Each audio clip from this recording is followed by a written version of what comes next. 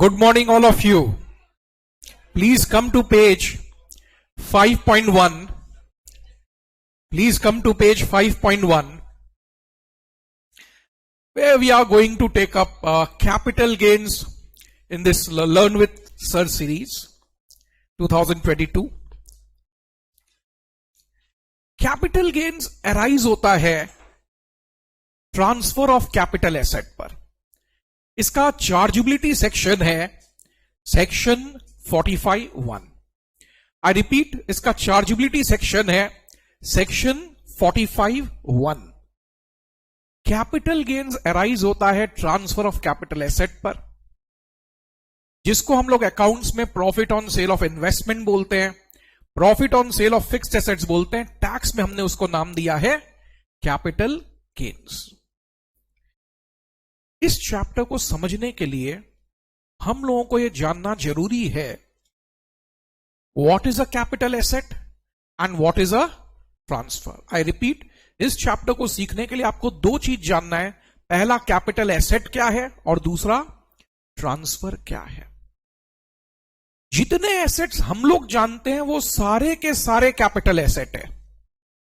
जितने एसेट हम लोग जानते हैं वो सारे के सारे कैपिटल एसेट है, चार को छोड़कर. ये चार कैपिटल एसेट नहीं है. इन चार को छोड़कर आप जो भी बेचोगे कैपिटल गेन्स लगेगा. यस, इन चार को बेचोगे तो कैपिटल गेन्स नहीं है. इसको छोड़कर आप जिसको भी बेचोगे there will be capital gains. Short में हमने नाम दिया था क्लास में, spam is not a capital asset. Short में हमने नाम दिया था spam is not a capital asset. Stock in trade, personal movable effect, agricultural land in rural India, gold monetisation. Capital gains कब अराइज होता है डियर? कैपिटल गेन्स अराइज होता है ट्रांसफर ऑफ कैपिटल एसेट पर. जितने एसेट हम लोग जानते हैं वो सारे के सारे कैपिटल एसेट है, चार को छोड़कर. इन चारों को बेचोगे तो कैपिटल गेन्स नहीं होगा, और आप कुछ भी बेचोगे there will be capital gains. Stock in trade को बेचने से बिजनेस प्रोफेशन में इनकम टैक्सेबल है. अगर आपका कोई एसेट है वो पर्सनल है और मूवेबल है तो एग्जेम्पशन है. बहुत बार स्टूडेंट मेरे को पूछते हैं व्हाट्सएप पे क्वेरीज में, सर पर्सनल कार बिका है, ये अदर सोर्सेज में तो जाना चाहिए. नहीं, दिस इज कंप्लीटली एग्जेम्प्टेड, ये कहीं नहीं जाएगा. Agriculture land in rural India completely exempt, ये कहीं नहीं जाएगा. गोल्ड मोनेटाइजेशन, ये भी कंप्लीटली एग्जेम्प्ट है. नोटिफाइड बॉन्ड्स में गोल्ड मोनेटाइजेशन है. मैं आपको बता दूं, गोल्ड मोनेटाइजेशन का कैपिटल गेन्स तो एग्जेम्प्ट है ही, उसका इंटरेस्ट भी एग्जेम्प्ट है. उसका इंटरेस्ट भी एग्जेम्प्ट है. ऑल्दो वो हम लोग एग्जेम्पशन चैप्टर में जब जाएंगे तब सीखेंगे, बट रिवीजन चल रहा है तो मैंने वो आपको संग में पॉइंट बता दिया. क्या हो रहा है सर? स्टॉक इन ट्रेड को बेचने से बिजनेस इनकम है, बाद बाकी तीनों को बेचने से एग्जेम्पशन है. पर्सनल मूवेबल इफेक्ट एग्जेम्प्ट है, agriculture land in rural India exempt है, गोल्ड मोनेटाइजेशन एग्जेम्प्ट है. Having said this, jewellery and artistic work are exceptions. Jewellery और आर्टिस्टिक वर्क को बेचने से हमेशा टैक्स लगता है under the head capital gains. तो मैंने क्लास में बोला था spam is not a capital asset, but jewellery and artistic work के लिए बोला था spam is not a capital asset, but jewellery and artistic work जा टू कैपिटल एसेट है. हैविंग सेड दिस, कुछ फॉरेन इंस्टीट्यूशनल इन्वेस्टर्स होते हैं, कुछ फॉरेन इंस्टीट्यूशनल इन्वेस्टर्स होते हैं जिनको हम लोग F2 या FII बोलते हैं. FII, फॉरेन इंस्टीट्यूशनल इन्वेस्टर, नाम ही बोलता है कि ये इन्वेस्टर है. इसीलिए फॉरेन इंस्टीट्यूशनल इन्वेस्टर के लिए एक्सेप्शन किया गया है. वो जब भी शेयर्स बेचते हैं, सिक्योरिटीज बेचते हैं, उनका इनकम हमेशा कैपिटल गेन में जाता है. FII का सिक्योरिटीज का इनकम हमेशा कैपिटल गेन में जाता है, even if they are holding shares as stock in trade. Even if they are holding shares as stock in trade. पहला पेज हम लोगों को लर्न हो चुका है. कैपिटल गेन्स का chargeability section 45(1). Capital gains arise होता है ट्रांसफर ऑफ कैपिटल एसेट पर. कैपिटल गेन्स अराइज होता है ट्रांसफर ऑफ कैपिटल एसेट पर. जितने एसेट्स हम लोग जानते हैं वो सारे के सारे कैपिटल एसेट है, स्पैम को छोड़कर। स्टॉक इन ट्रेड को बेच के बिजनेस इनकम है, personal movable effect, agriculture land in rural India और गोल्ड मोनेटाइजेशन एग्जेम्प्ट है। Spam is not a capital asset, but then there are two exceptions. Jewellery artistic work हमेशा capital asset है, और FII जब भी security बेचेगा हमेशा कैपिटल गेन्स में जाएगा। Sir, how do you define what is a rural India, what is an urban India? City से 2, 6 और 8 किलोमीटर अर्बन इंडिया होता है, और उसके बाहर रूरल इंडिया होता है, based on level of population. Capital gains transfer पर अराइज होता है। Transfer is very broad in nature. Transfer is very broad in nature. चाहे ओनरशिप जैसे भी चेंज हो जाए हम टैक्स लगा देते हैं। चाहे ओनरशिप जैसे भी चेंज हो जाए हम टैक्स लगा देते हैं। ट्रांसफर में सेल आता है, एक्सचेंज आता है, रेलिंक्विशमेंट और एक्सटिंग्विशमेंट आता है। लेट मी क्लैरिफाई, इच्छा से दिया हुआ चीज रेलिंक्विशमेंट है, और एक्सटिंग्विशमेंट आपके बिना इच्छा के हो जाता है। एक्सटिंग्विशमेंट आपके बिना इच्छा के हो जाता है। बट गवर्नमेंट बोल रहा है ओनरशिप जैसे भी चेंज हो जाए हम तो टैक्स लगाएंगे। Compulsory acquisition, conversion of capital asset into stock in trade, these have all come as a special case. These have all come as a special case. Transfer में 5 और 6 क्लैरिफाई करता है कि इमूवेबल प्रॉपर्टी का अगर आपने rights भी किसी को दे दिया है, इमूवेबल प्रॉपर्टी का अगर आपने किसी को राइट या एंजॉयमेंट भी ट्रांसफर कर दिया है, इसमें भी कैपिटल गेन लगेगा। मैं समझाता हूं। लोग क्या करते हैं, 99 इयर्स के लिए प्रॉपर्टी लीज पे दे दी है, बच गए, कैपिटल गेन लगेगा नहीं सोच रहे हैं, क्योंकि ट्रांसफर नहीं हुआ। प्रॉपर्टी का वैल्यू था 2 करोड़, प्रॉपर्टी का वैल्यू था 2 करोड़। सेलर और बायर बातचीत किए, बोला बेचेंगे तो 2 करोड़ पर टैक्स लग जाएगा। बोला तुम 2 करोड़ मेरे को लीज में दे दो, लीज के लिए दे दो, 99 इयर्स लीज पे ले लो। 100 साल बाद तुम भी नहीं रहोगे, हम भी नहीं रहेंगे, क्या फर्क पड़ता है? तो गवर्नमेंट बोलता अगर आप इमूवेबल प्रॉपर्टी का एंजॉयमेंट ट्रांसफर कर देते हो on a permanent basis, very long term of lease, तो भी इसको ट्रांसफर माना जाएगा। जीरो कूपन बॉन्ड तो ऑलरेडी अलग से आता है। मेरे को धीरे धीरे पता चल चुका है कैपिटल गेन्स में सारे एसेट्स कैपिटल एसेट्स हैं, 4 को छोड़कर। Spam is not a capital asset. Stock को बेचने से बिजनेस इनकम, बाकी सबको बेचने से एग्जेम्पशन। स्टॉक को बेचने से बिजनेस इनकम, बाकी सबको बेचने से exemption. Sir that's okay, but exception, हां, फॉरेन इंस्टीट्यूशनल इन्वेस्टर जब भी शेयर्स बेचेगा कैपिटल गेन, और ज्वेलरी आर्टिस्टिक वर्क जा to capital asset, capital gain. Transfer बहुत ब्रॉड टर्म है जिसमें सभी प्रकार से जहां ओनरशिप चेंज होता है वो कवर्ड है। Having said this, capital assets को डिवाइड किया गया है शॉर्ट टर्म और लॉन्ग टर्म में। मैंने for the ease of convenience इसको कुछ शॉर्ट नोटेशंस दे दिए थे। जेल, zero coupon bond, equity oriented fund, listed shares and securities, 12 महीना तक शॉर्ट टर्म फिर लॉन्ग टर्म। जेल के लिए 12 महीना तक शॉर्ट टर्म फिर long term. Blue, building land, unlisted equity, blue के लिए 24 महीना तक शॉर्ट टर्म फिर long term. Are we following this? जेल के लिए 12, ब्लू के लिए 24, अदर्स के लिए 36 मंथ्स तक शॉर्ट टर्म फिर लॉन्ग टर्म। शॉर्ट टर्म में इंडेक्सेशन नहीं होता है, लॉन्ग टर्म में इंडेक्सेशन होता है। सर पहला 3 पन्ना लर्न है। मैंने कहा क्या लर्न है बता दो। बोले sir spam is not a capital asset, stock में बिजनेस इनकम, बाकी सब में एग्जेम्पशन। मैंने कहा सही है। Jewellery artistic work sir exception है, उसमें हमेशा कैपिटल गेन है। मैंने कहा कैसे पता चल रहा है रूरल अर्बन? सर सिटी से 2 किलोमीटर, 6 किलोमीटर, 8 किलोमीटर अर्बन है, based on level of population, उसके बाहर रूरल। ट्रांसफर का डेफिनेशन ब्रॉड है सर, ओनरशिप जैसे भी चेंज हो वो कवर्ड है।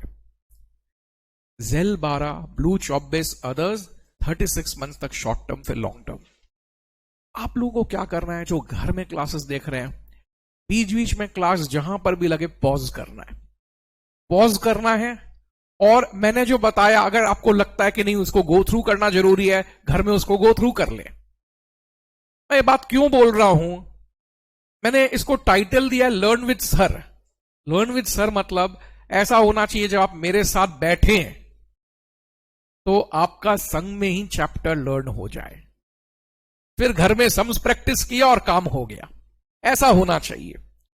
तो इसीलिए घर में जो क्लास देख रहे हैं, आप लोगों को बैकअप तो सबको ही अवेलेबल है, जो यहां पे लाइव में आए हैं, जो घर में देख रहे हैं, बैकअप फैसिलिटी तो सबके पास रहेगा ही।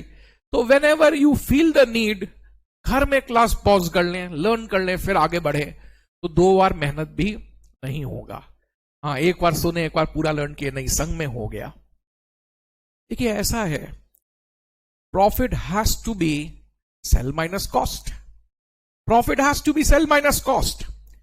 शुरू का खर्चा एक्विजिशन, बीच का खर्चा इंप्रूवमेंट, लास्ट का खर्चा एक्सपेंडिचर फॉर ट्रांसफर, राइट। हम लोग ऊपर में लेते हैं ग्रॉस सेल वैल्यू, ऊपर में लेते हैं ग्रॉस सेल वैल्यू और नीचे में खर्चों को माइनस करते हैं। शुरू का खर्चा कॉस्ट ऑफ एक्विजिशन, बीच का इंप्रूवमेंट, लास्ट का एक्सपेंडिचर फॉर ट्रांसफर। कुछ एक बात ध्यान रखना जरूरी है, कॉस्ट ऑफ एक्विजिशन में परचेज प्राइस तो आना ही है, लेकिन इसमें ब्रोकरेज ऑन परचेज भी आता है, स्टैम्प ड्यूटी, रजिस्ट्रेशन फी भी आता है। कॉस्ट ऑफ एक्विजिशन में वो सारे खर्चे आते हैं जो एसेट को एक्वायर करने में लगता है। इंप्रूवमेंट में खास बात है, improvement must be a capital expenditure. Revenue expenditure like simple repair of a building, इसको इंप्रूवमेंट नहीं मानते हैं। Expenditure for transfer, brokerage on sale आ गया। एक बड़ा खास बात है, ये मैसेज आता है सर ब्रोकरेज क्या है, कॉस्ट ऑफ एक्विजिशन की एक्सपेंडिचर फॉर ट्रांसफर। मैं बोलता हूं अगर ब्रोकरेज शुरू में लगा है तो वो कॉस्ट ऑफ एक्विजिशन है, और बेचते समय लगा है तो वो एक्सपेंडिचर फॉर ट्रांसफर है। जो फॉर्मेट लॉन्ग टर्म का है, जो फॉर्मेट शॉर्ट टर्म का है, वही फॉर्मेट लॉन्ग टर्म का है, with one important exception. Important exception यह है कि लॉन्ग टर्म में इंडेक्सेशन आता है। इंडेक्सेशन आपको पता है, लेकिन फिर भी मैं बताना जरूरी समझता हूं रिवीजन क्लास में, ऊपर में ईयर ऑफ सेल या ट्रांसफर, नीचे में ईयर ऑफ एक्विजिशन या इंप्रूवमेंट। ऊपर में बड़ा फिगर है, बड़ा भाई है, नीचे में छोटा फिगर है, छोटा भाई है। हमेशा याद रखिएगा, ऊपर में बड़ा भाई, नीचे में छोटा भाई। ऊपर में ईयर ऑफ सेल या ट्रांसफर, नीचे में year of purchase and improvement. ठीक है ना। अब मैं आपको एक बात बता रहा हूं इसमें, having said this, short term long term का फॉर्मेट हम लोग समझ लिए। सर क्या ये टेबल लर्न करना है? डियर, ये टेबल आपको लर्न नहीं करना है, ये टेबल आपको लर्न नहीं करना है। पेपर में इंडेक्सेशन इंस्टीट्यूट हमेशा देता है। मेरा एक आदमी से कॉन्ट्रैक्ट हुआ था, से फॉर एग्जाम्पल एक पर्टिकुलर एसेट में भी सम प्रॉपर्टी सेल करने का। उस आदमी ने मेरे को 1 लाख रुपया एडवांस दिया था, बैलेंस रुपया वो दे नहीं पाया, तो मैंने भी उसका एडवांस मनी फॉरफिट कर लिया। ठीक है, मैंने भी उसका एडवांस मनी फॉरफिट कर लिया। अगर ये एडवांस मनी हमने 2014 के पहले फॉरफिट किया है तो ये कॉस्ट से लेस कर दिया जाए। 2014 के बाद फॉरफिट किया है, then it becomes income from other sources, then it becomes income from other sources. Are we okay with this? Yes. मैं जैसे बोल रहा हूं, मैं चाहता हूं सभी स्टूडेंट्स ऐसे ही चलें। 1-1.5 मिनट 2 मिनट सब रुकेंगे और देखेंगे पहला 5 पन्ना हमको लर्न है ना।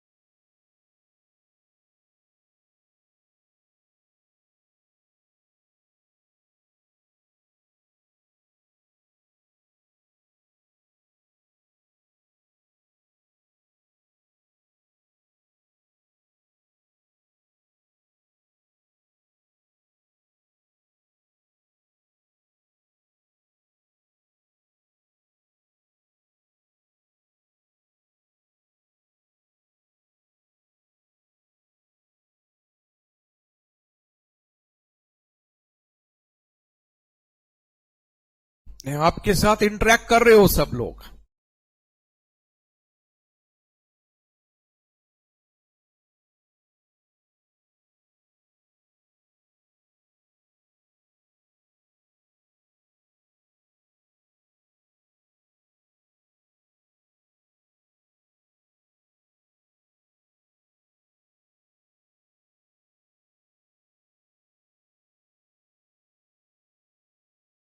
ठीक है, मैं आगे बढ़ूं, सुनिएगा मेरे बात को। फिर भी अगर किसी को लगता है कि उसको और समय चाहिए, वो क्लास पॉज कर लेगा, घर में लर्न करके आगे बढ़ रहा है। और फिर से मैं बोल रहा हूं, ऑब्जेक्टिव क्या है? ऑब्जेक्टिव है मेरे साथ ही लर्न कर लेना, है ना। 2 बार काम नहीं हो, एक ही बार में बैठा लर्न करके ही उठ गए। ऐसा बात है कि इंडेक्सेशन का टेबल 2001-2 से चालू हुआ है, जिसका मतलब यह है कि अगर एसेट हमने 2001 के पहले खरीदा है, एसेट हमने अगर 2001 के पहले खरीदा है, तो we can always take historical cost या 2001 का market price, which ever is higher.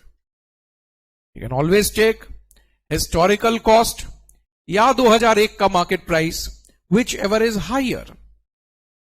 2001 के पहले एसेट खरीदने से इंडेक्सेशन 2001 का ही होता है।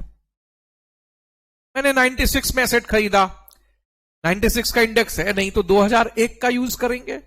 But will have historical cost या 2001 का market price, which ever is higher. Improvement हम वही लेते हैं जो 2001 के बाद का है। 2001 के पहले का इंप्रूवमेंट कंसिडर नहीं होता है। बात यहां खत्म हो जाता है ऐसे। लेकिन this is subject to one point, in case of land और building there is a rule. Land और बिल्डिंग में रूल क्या है? आप लेते हो 2001 के पहले एसेट खरीदे तो आप क्या करते हो? हिस्टोरिकल कॉस्ट या 2001 का market price, which ever is higher. But बात ऐसा है, प्रॉपर्टी के केस में, लैंड बिल्डिंग के केस में एक रूल है, मार्केट प्राइस 2001 का जो मार्केट प्राइस है वो स्टैंप वैल्यू को क्रॉस नहीं करेगा। 2001 का मार्केट प्राइस स्टैंप वैल्यू को क्रॉस नहीं करेगा। मेरा cost 5 lakh, fair market value 6, stamp value 5.5। मेरे को लेना तो कॉस्ट और market price which ever is higher ही है, लेकिन क्योंकि मैंने एसेट 2001 के पहले खरीदा है, 2001 के पहले खरीदा है, तो मेरे को लेना है 2001 कॉस्ट या 2001 का market price, which ever is higher. लेकिन 2001 का मार्केट प्राइस स्टैंप वैल्यू को क्रॉस नहीं करेगा, so it has to be restricted to 5.5। Hence it would be, बोलो, कॉस्ट या market price which ever is higher 5.5। Historical cost 2001 का market price which ever is higher. Improvement कौन सा? 2001 के बाद का, पहले का इग्नोर कर दे। लेकिन ये बात मत भूलिएगा कि लैंड बिल्डिंग में स्टैंप वैल्यू 2000 मार्केट प्राइस जो है वो स्टैंप वैल्यू को क्रॉस नहीं कर सकता है। 2001 का मार्केट प्राइस स्टैंप वैल्यू को क्रॉस नहीं कर सकता है। हमने एसेट गिफ्ट और इनहेरिटेंस में एक्वायर किया है। इट इज एज इफ मैंने एसेट आपको गिफ्ट किया और आपने उसको बेचा। मैंने एसेट आपको गिफ्ट किया, आपने उसको बेचा। आप क्या करोगे? मैंने गिफ्ट किया तब टैक्स नहीं लग रहा है, आप बेचोगे तो टैक्स लगेगा, यस। लेकिन आप क्या करोगे? कॉस्ट प्रीवियस ओनर का, period of holding previous owner का, इंडेक्सेशन प्रीवियस ओनर का।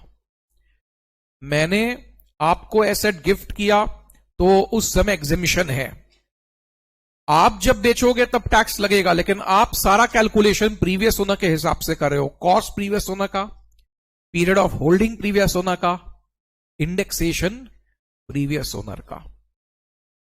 मैं बोलता हूं आप लिखना कैपिटल गेन ऑफ वाई, लेकिन दिमाग में सोचना एक्स का सॉल्यूशन चल रहा है। इसमें बहुत बड़ा नोट ऑफ कॉशन है। जिन लोगों ने अदर सोर्सेस कर लिया है, उन लोगों को यह बात पता चल चुका है कि गिफ्ट इनहेरिटेंस में हम लोग कैपिटल गेन का एक कॉस्ट का कैलकुलेशन का एक पार्ट ही सीखते हैं, जहां कॉस्ट प्रीवियस ओनर का, period of holding previous owner का, इंडेक्सेशन प्रीवियस ओनर का लेते हैं। अदर सोर्सेज में इसका दूसरा एस्पेक्ट भी कराया हुआ है, तो उस बात को ध्यान में रखना है ना।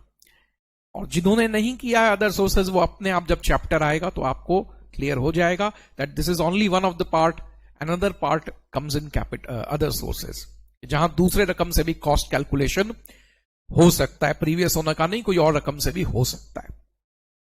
हैविंग सेड दिस, एक्स ने वाई को गिफ्ट किया एग्जेम्प्ट, वाई ने जेड को बेचा, टैक्स लग रहा है, यस और no? Y cost, period of holding और इंडेक्सेशन प्रीवियस ओनर एक्स का ले रहा है, वो इंप्रूवमेंट दोनों का लेगा, खुद का भी प्रीवियस ओनर का भी, लेकिन लेगा वही जो 2001 के बाद हुआ है। 2001 के पहले का इंप्रूवमेंट नहीं लेते हैं। एडवांस मनी फॉर फ्यूचर हम हमेशा खुद का लेते हैं। एडवांस मनी फॉर फ्यूचर हम प्रीवियस ओनर का कभी नहीं लेते हैं। एडवांस मनी फॉर फ्यूचर हम हमेशा खुद का कंसिडर करते हैं, प्रीवियस ओनर का फॉर फ्यूचर हम इग्नोर करते हैं। मैंने सेकंड पार्ट में क्या बोला सर? सेकंड पार्ट में आपने यही बताया, हिस्टोरिकल कॉस्ट 2001 का market price which ever is higher. Improvement कौन सा लेते हैं? 2001 के बाद का, उसका इग्नोर करते हैं। 2001 का मार्केट प्राइस स्टैंप वैल्यू को क्रॉस न करे। मैंने गिफ्ट दिया एग्जेम्प्ट, लेकिन आप जब बेचते हो टैक्स लगते हो, आप सारा कैलकुलेशन प्रीवियस ओनर के हिसाब से करते हो, लेकिन एडवांस मनी फॉर फ्यूचर खुद का लेते हो। 50C ये एक सेक्शन है, मैं बोलता हूं, मैं स्टूडेंट्स को रास्ता देना नहीं चाहता हूं, ये लर्न करके ही जाना है। 50C बहुत इंपॉर्टेंट सेक्शन है कैपिटल गेन का, हर स्टूडेंट को यह बात याद रहे, ठीक है।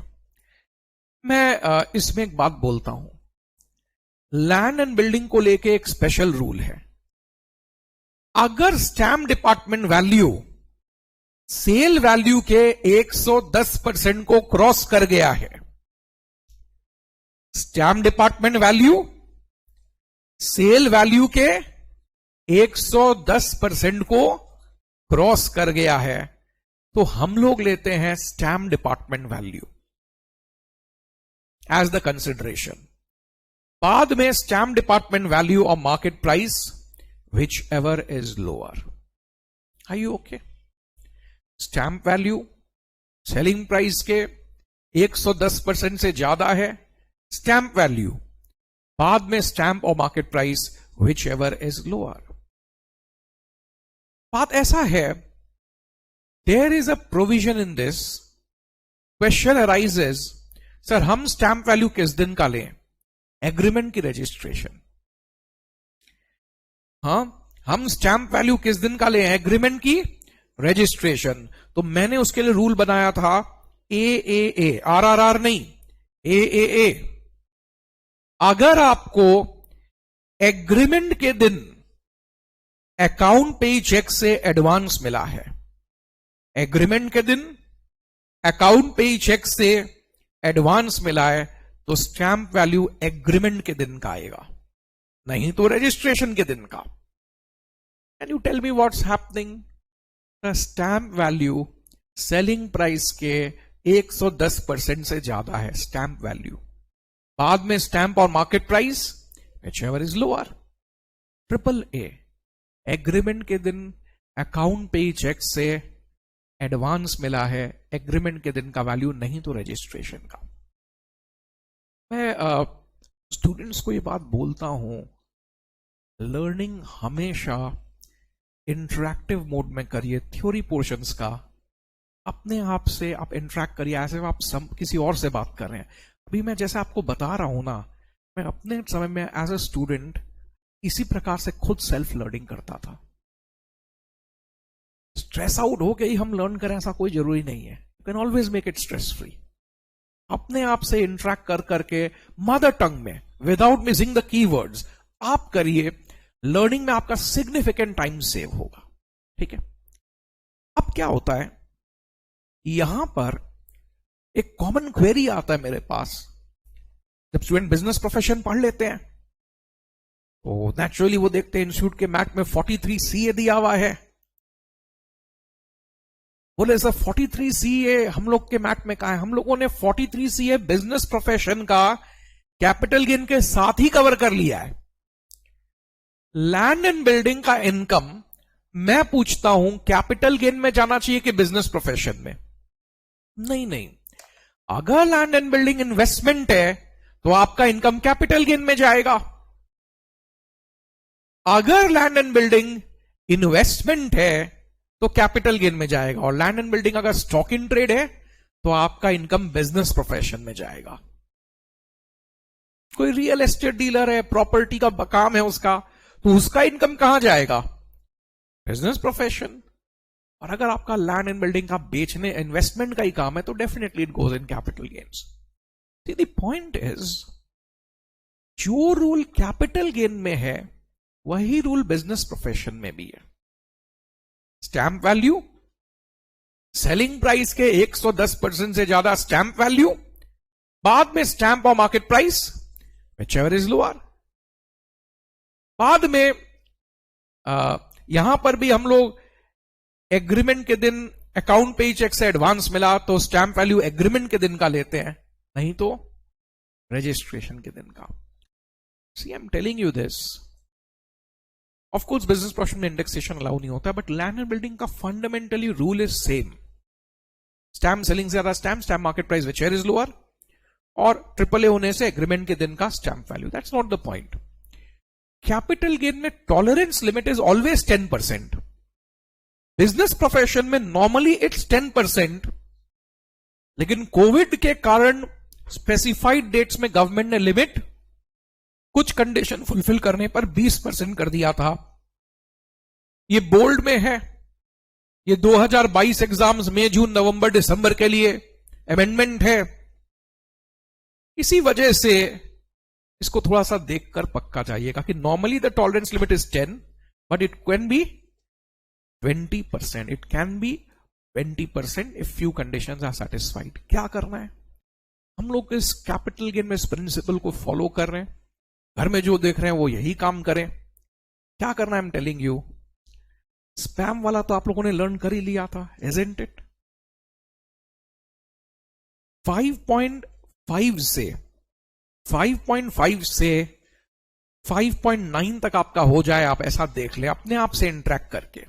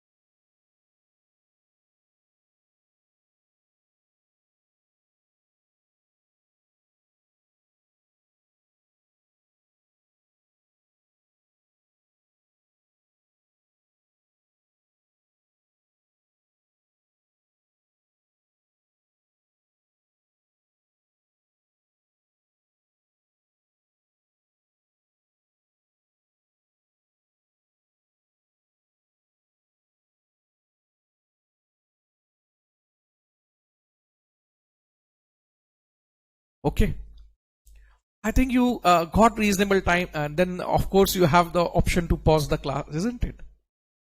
Normally कैपिटल गेन में हम लोग एक्रूअल बेसिस फॉलो करते हैं.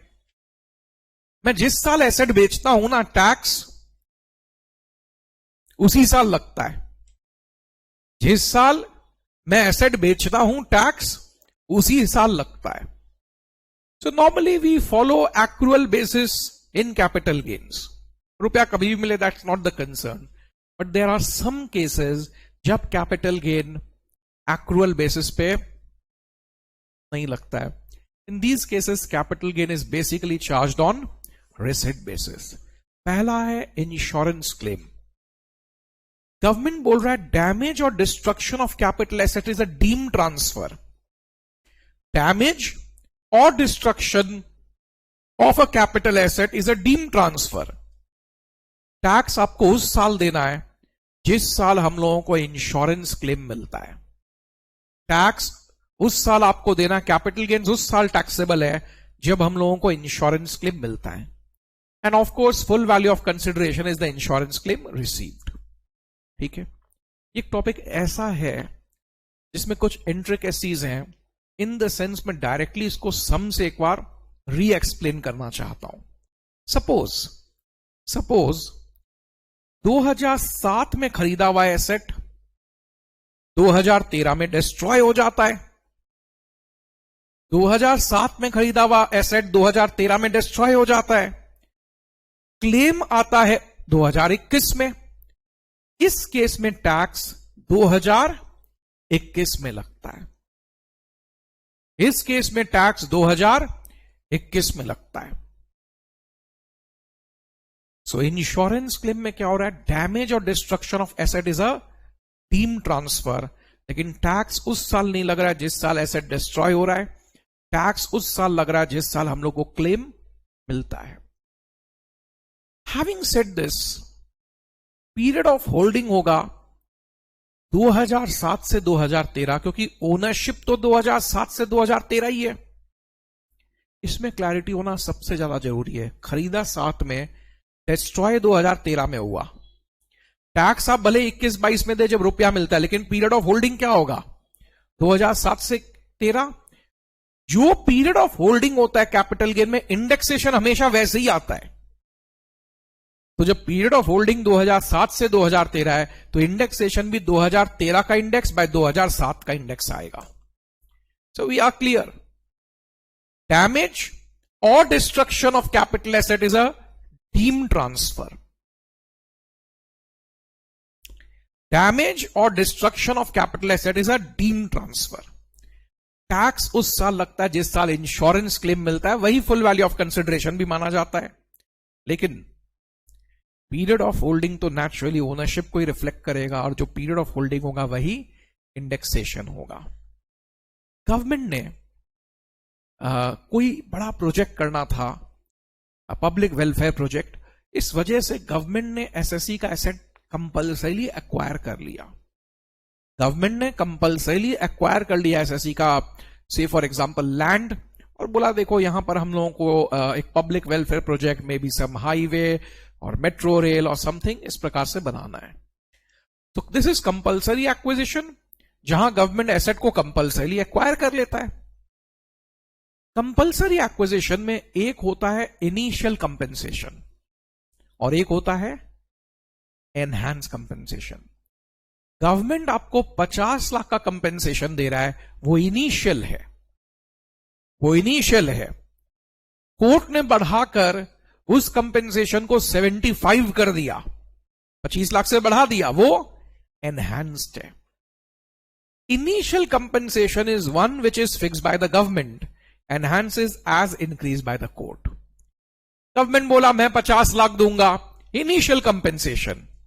कोर्ट ने कहा ठीक है. वो जब कोर्ट में आप केस फाइल करते हो, कोर्ट ने कहा नहीं 50 नहीं, इसको तो 75 दो. तो कोर्ट ने 25 लाख बढ़ा दिया, ये एनहांस्ड है. Initial compensation is always taxable when first received. Initial compensation is taxable when first received. First received means 40 lakh इस साल मिला, 10 लाख अगले साल. तो जब 40 लाख मिला, वो उसी साल पूरा अमाउंट टैक्सेबल हो जाता है। ठीक है, जब पहला इंस्टॉलमेंट मिलता है पूरा इनिशियल कंपेंसेशन उसी साल टैक्सेबल होता है। एनहांस क्या होता है, जैसे जैसे मिलेगा वैसे वैसे टैक्सेबल होगा। आज 5 लाख मिला, 5 लाख टैक्सेबल है, कल 6 लाख मिला, 6 लाख टैक्सेबल है। तो इनिशियल टैक्सेबल होता है when you receive the first instalment. Enhance gets taxable जैसे जैसे रुपया मिल रहा है। यू नो समथिंग, क्योंकि हम लोग इनिशियल कंपेंसेशन में सारा कॉस्ट माइनस कर देते हैं, एनहांस कंपेंसेशन का कॉस्ट 0 होता है। एनहांस कंपेंसेशन में कॉस्ट वापस माइनस नहीं होता है। Are you okay with this? क्योंकि इनिशियल में आप कॉस्ट माइनस करते हैं, एनहांस में वापस कॉस्ट माइनस नहीं होता है। गवर्नमेंट ने आपको देरी से रुपया दिया, नेचुरली देरी से रुपया दे रहा है गवर्नमेंट, तो गवर्नमेंट आपको इंटरेस्ट भी देगा। ये इंटरेस्ट अदर सोर्सेज में टैक्सेबल है विथ अ 50% स्टैंडर्ड डिडक्शन। सोचिए, देरी से रुपया आया तो गवर्नमेंट ने आपको 5 लाख रुपया दिया, कितना टैक्सेबल होगा? 2.5 lakh. Sir, we have clarity, insurance claim और कंपल्सरी एक्विजिशन में टैक्स रिसिट बेसिस पे लग रहा है। That's good. जितना कंपेंसेशन गवर्नमेंट दिया वो इनिशियल, जितना कोड बढ़ाया enhanced. Initial compensation is taxable when you receive the first installment. Enhance is taxable जैसे जैसे रुपया मिले, जैसे जैसे रुपया मिले। क्योंकि आपने इनिशियल में सारा कॉस्ट माइनस कर दिया, एनहांस में वापस कॉस्ट माइनस नहीं होता है। एनहांस कंपेंसेशन का cost 0 and interest is taxable with 50% standard deduction. ये चैप्टर इसी प्रकार का है, इसमें अप्रोच यही होगा कि आप कंपल्सरी एक्विजिशन लर्न कर लो। इंश्योरेंस क्लेम सिंपल है, उसको भले उसको भी चेक कर लो, फिर ही आगे बढ़ेंगे, फिर ही आगे बढ़ेंगे।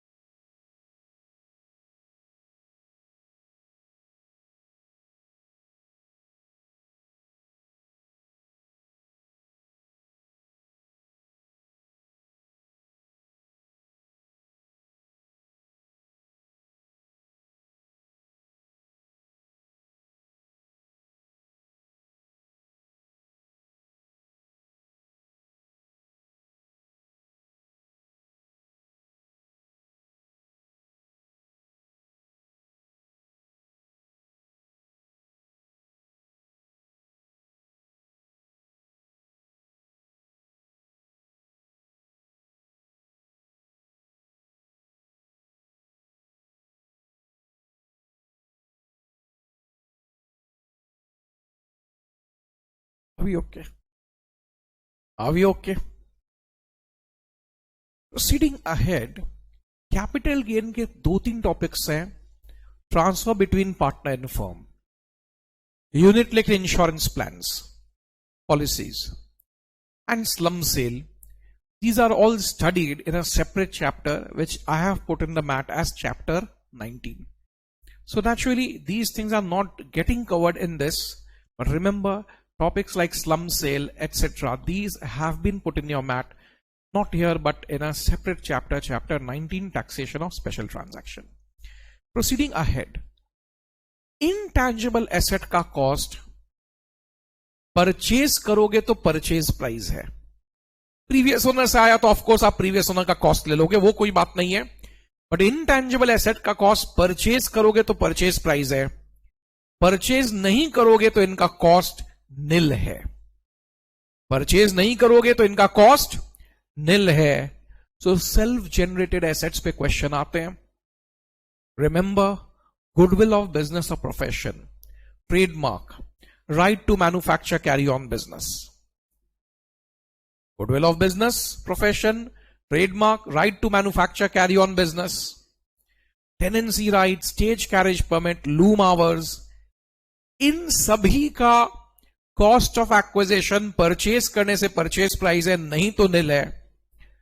मैं बहुत फ्रीक्वेंटली देखा हूं, goodwill of business profession students को याद रहता है, tenancy right, loom hours, stage carriage permits, ये सब स्टूडेंट के दिमाग से निकल जाता है. प्लीज ध्यान रखिएगा, आपने अगर टेनेंसी राइट सरेंडर कर दिया लैंडलॉर्ड को, ये इनकम कैपिटल गेन में जाएगा, इसका कॉस्ट जीरो होगा, इसका कॉस्ट जीरो होगा. This is so very significant.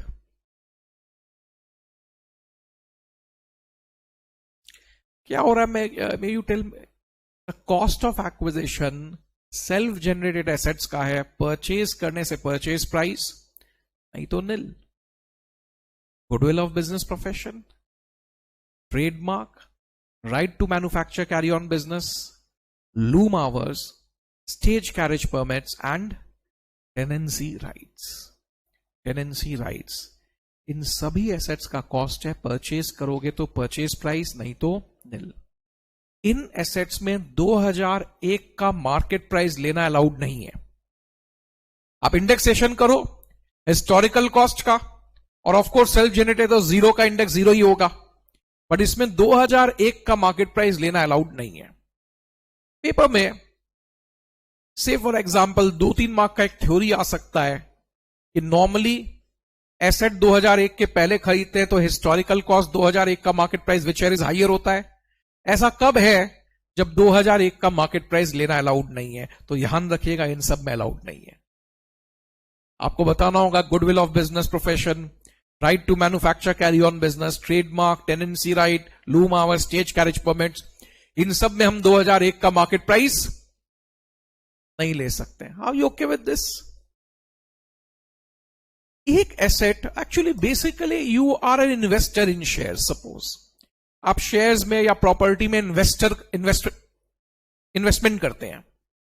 One fine morning you thought let's do business.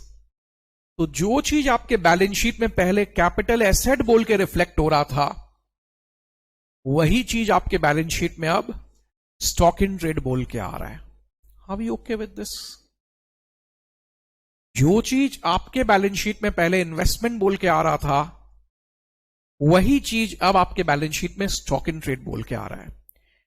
आपने खरीदा था, से फॉर एग्जांपल शेयर्स ही ले लो, आपने खरीदा था एज एन इन्वेस्टमेंट 5 लाख रुपया में. जब स्टॉक में इसको कन्वर्ट कर दिया, स्टॉक में कन्वर्ट करना means you can either do a journal entry, stock account debit to investment account credit, और सिंपली बैलेंस शीट में रिक्लासिफाई कर दो. पहले बैलेंस शीट में जिसको आप इन्वेस्टमेंट बोल के शो कर रहे थे, अब उसी को बैलेंस शीट में स्टॉक बोल के शो करने लग जाओ. तो शेयर्स मेरा इन्वेस्टमेंट था, तब कॉस्ट था 5. जब मैंने स्टॉक में कन्वर्ट किया तब मार्केट वैल्यू था 6, फिर बेचा 8 में. Subject to indexation is there, that I don't deny, this will be subject to indexation. But जब तक ये कैपिटल एसेट था, वहां तक का प्रॉफिट कैपिटल गेन में जाता है. जिस दिन स्टॉक इन ट्रेड बन गया, आगे का profit business income. Tax year of sale में लग रहा है यहां पर. जिस दिन कैपिटल एसेट को स्टॉक में कन्वर्ट किया, उस दिन टैक्स नहीं लूंगा. जब कैपिटल एसेट स्टॉक में कन्वर्ट हुआ, टैक्स नहीं लेंगे. टैक्स कब लेंगे? जब बेचोगे उस दिन. टैक्स कब लेंगे? जब बेचोगे उस दिन. लेकिन उस दिन ग्रुपिंग होगा. जब तक कैपिटल एसेट है, वहां तक का प्रॉफिट कैपिटल गेन. जिस दिन स्टॉक बन गया, आगे का profit business income. How you okay with this?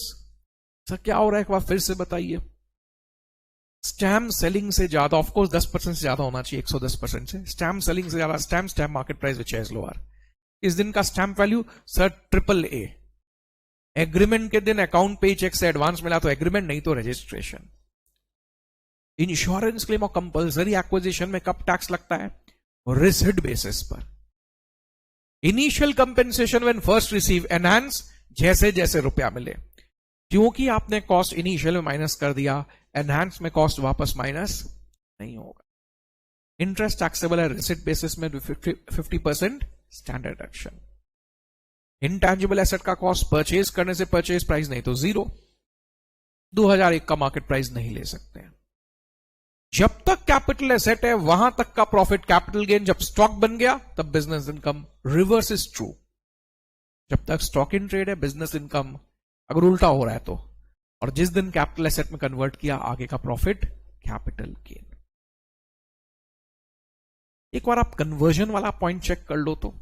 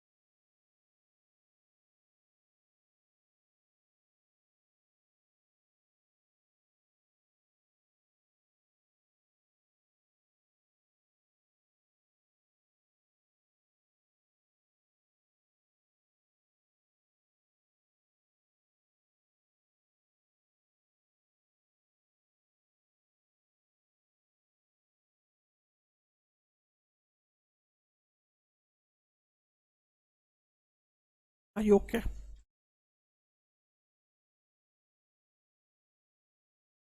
Joint development agreement.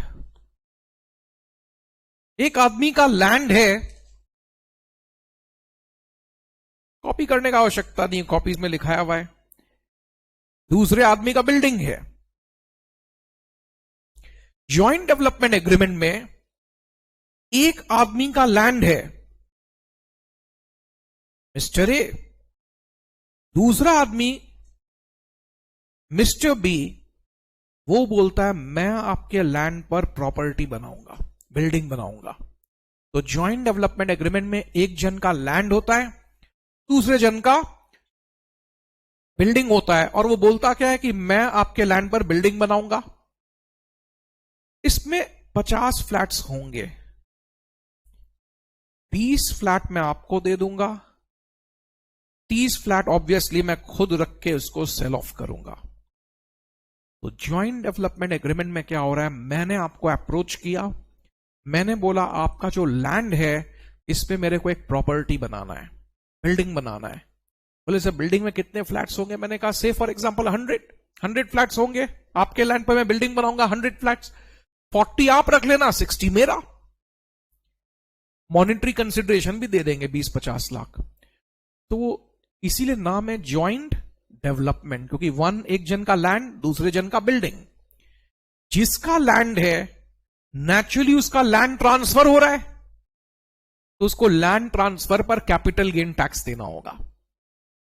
आपने अपना लैंड मेरे को दे दिया, मैं इसमें बिल्डिंग डेवलप कर रहा हूं, 100 फ्लैट्स, 40 आपको दे दूंगा, 60 अपना रख लूंगा। तो आपका लैंड का ओनरशिप ट्रांसफर हो गया, लैंड में राइट्स खत्म हो गया। तो नेचुरली इसमें लैंड के ट्रांसफर पर आपको कैपिटल गेन्स टैक्स देना होगा। सर कंसिडरेशन क्या होगा? मैंने कहा 50 फ्लैट ही लेते हैं एक बार। मैंने कहा कंसिडरेशन होगा जो मॉनेटरी कंसिडरेशन मिल रहा है और जो 20 फ्लैट मिल रहा है इसका वैल्यू। जो 20 फ्लैट मिल रहा है उसका value will be the consideration. Okay sir, मतलब it is happening like this कि मैंने अपना लैंड आपको दे दिया, हां, बदले में मैं प्रॉपर्टी बना रहा हूं, 50 फ्लैट, 30 मैं रखूंगा, 20 आपको दे दूंगा, तो आपके लैंड के बदले आपको 20 फ्लैट मिला। यस और नो? यस। कंसिडरेशन होगा जो 20 फ्लैट का वैल्यू है, और मे भी 50 लाख मैंने मॉनिटरी कंसिडरेशन भी दे दिया, that will be the consideration. Suppose land का इंडेक्स कॉस्ट आया 10 लाख, 20 का फ्लैट का वैल्यू 200 और मॉनिटरी कंसिडरेशन 50, तो 250 हो गया कंसिडरेशन, मॉनिटरी प्लस फ्लैट्स का वैल्यू, और इंडेक्स कॉस्ट तो माइनस हो रही है। लेकिन इसमें क्या होता है, गवर्नमेंट बोलता है जिस दिन आप लैंड ट्रांसफर करोगे उस दिन टैक्स नहीं लेंगे। अच्छा, लैंड ट्रांसफर करेंगे उस दिन टैक्स नहीं ले, बोला नहीं, जिस दिन फ्लैट बनेगा उस दिन लेंगे। क्योंकि एक्चुअली लैंड ओनर जो है उनका लैंड का ओनरशिप जा रहा था, हाथ में तो कुछ आया नहीं, हाथ में तो कुछ आया नहीं, हाथ में कब आ रहा है, फ्लैट बनने के बाद। दैट्स वाई इसमें टैक्स लिया जाएगा फ्लैट बनने के बाद। Having said this, exemptions of capital gain, remember one thing, joint development में क्या हो रहा है, एक आपका लैंड इंडेक्स कॉस्ट 10, मैंने फ्लैट बनाया 20, फ्लैट का वैल्यू सोचो 200 आपको दे दिया और मॉनेटरी कंसिडरेशन 50 दे दिया, तो आपका कंसिडरेशन 250, इंडेक्स कॉस्ट 10, 240 आपका कैपिटल गेन हो गया। लेकिन टैक्स आप उस दिन नहीं दे रहे हैं जिस दिन लैंड बिक रहा है, टैक्स आप उस दिन दे रहे हैं जिस दिन प्रॉपर्टी बन रहा है, जिस दिन वो प्रॉपर्टी मैं कंप्लीट कर लेता हूं, क्योंकि उसी दिन आपको 20 फ्लैट मिलता है। घर बेच के घर खरीदने से 54 में एग्जेम्पशन है, घर बेच के घर खरीदने से 54, एग्रीकल्चर लैंड बेच के एग्रीकल्चर लैंड खरीदने से 54B,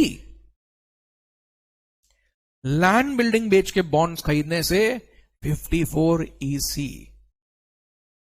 ठीक है, ध्यान रहेगा, घर बेच के घर खरीदने से 54, एग्रीकल्चर लैंड बेच के एग्रीकल्चर लैंड खरीदने से 54B, लैंड बिल्डिंग बेच के बॉन्ड्स खरीदने से 54EC। कुछ ना कुछ खास बात है 54 में, खास बात क्या है, ये एग्जेम्पशन मिलता है definitely one residential house in India पर, कमर्शियल प्रॉपर्टी पे तो नहीं मिलता है, दैट वी कॉन्सीड। ये मिलता है on one residential house in India, commercial property पे, ऑफिस बिल्डिंग पे नहीं मिलता है। लेकिन ये मिलता है एक ही घर पर है, once in a lifetime आप 2 घर पर क्लेम कर सकते हैं, once in a lifetime आप 2 घर पे क्लेम कर सकते हैं, अगर आपका कैपिटल गेन 2 करोड़ क्रॉस नहीं किया हो तो। घर बेच के घर खरीदने से 54, एग्रीकल्चर लैंड बेच करके एग्रीकल्चर लैंड खरीदने से 54B। जो एग्रीकल्चर लैंड बेचे वो अर्बन एरिया में होना चाहिए, जो खरीदे वो कहीं पर भी हो सकता है। बहुत बार स्टूडेंट पूछते हैं सर ये क्यों आप बोलते हैं जो बेचना चाहिए वो अर्बन एरिया, जो बेचे वो अर्बन एरिया में होना चाहिए, क्योंकि रूरल एरिया का एग्रीकल्चर लैंड वैसे भी कैपिटल एसेट नहीं है, spam is not a capital asset, तो उसको बेचने से तो ऐसे भी कोई टैक्स नहीं लगता है। जो बेचे वो अर्बन में हो, जो खरीदे वो कहीं पे भी हो सकता है। बॉन्ड्स में लैंड बिल्डिंग बेच के बॉन्ड्स खरीदने से 54EC है with highest exemption of 50 lakh, maximum investment 50 lakh है। मे आई रिपीट, घर बेच के घर खरीदने से 54, एग्रीकल्चर लैंड बेच के एग्रीकल्चर लैंड खरीदने से 54B, लैंड बिल्डिंग बेच के बॉन्ड्स खरीदने से 54EC। 50 लाख हाईएस्ट है, एक घर का मिलता है, once in a lifetime 2 घर क्लेम कर सकते हैं, once in a lifetime 2 घर क्लेम कर सकते हैं अगर कैपिटल गेन 2 करोड़ क्रॉस नहीं किया। जो बेचे वो अर्बन में हो, जो खरीदे वो कहीं पर भी। There are some things which are important. 54B में जो एग्रीकल्चर लैंड बेचे थे वो कम से कम 2 साल एग्रीकल्चर पर्पस के लिए यूज हुआ हो। 54B and D are for short term and long term both, लेकिन बाकी सेक्शन केवल लॉन्ग टर्म गेन पर है। शॉर्ट टर्म होने से 54, 54EC ये सब मिलेगा नहीं। 54B and D are both for long term and short term, but rest of the sections are for long term. आप रिटर्न फाइलिंग डेट तक पक्का खरीद लीजिएगा घर या agriculture land as the case में भी, नहीं तो कैपिटल गेन अकाउंट में जमा करिएगा। कैपिटल गेन अकाउंट में जमा करने से एग्जेम्पशन देंगे और अनयूज रुपया 3 साल बाद टैक्सेबल।